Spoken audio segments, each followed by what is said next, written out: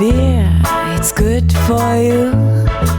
Hello and welcome to the video. Within this video we'll be looking at the gas-free ball lock line cleaning kit from Kegland.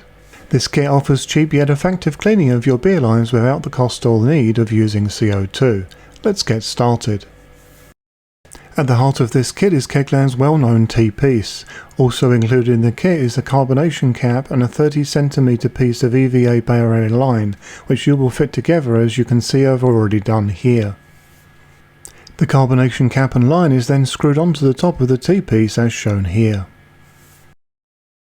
The last component in this kit is this mini hand pump. The pump is simple to operate in the hand and produces a good amount of pressure quickly.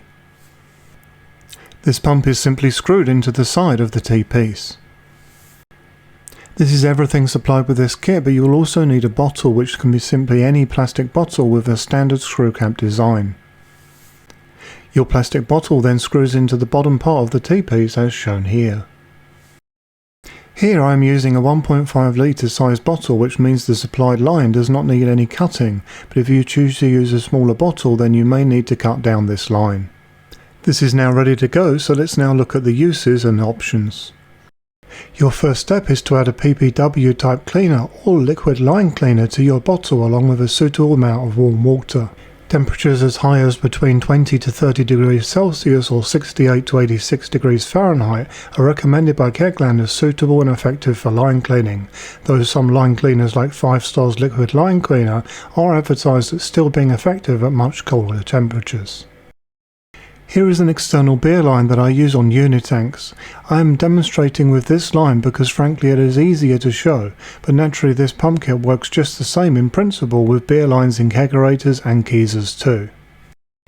As you probably gathered already, the line is attached to the kit via the ball lock fittings.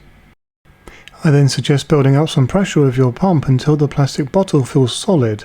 You can then allow some cleaner to exit for a short time to ensure that you have cleaner throughout the entire line. Most cleaners suggest a contact time with your line of at least 5 minutes, but be sure not to go past 18 minutes with many of these cleaners, otherwise chemicals will start eating into your lines and cause permanent damage.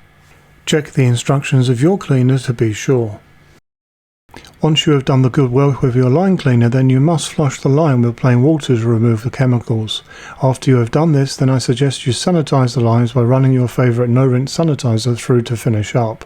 This whole process does not take very long and is very much worth the time. It is for sure really nice to be able to clean beer lines without the need for CO2, which really starts to add up in cost. I do hope that you found this video useful, informative and interesting. If so, why not consider liking and subscribing? For further support you can join the channel's Facebook group, and if you would like to support the channel then check out the channel's merchandise store, as all profits go back into the channel. Until next time, happy brewing!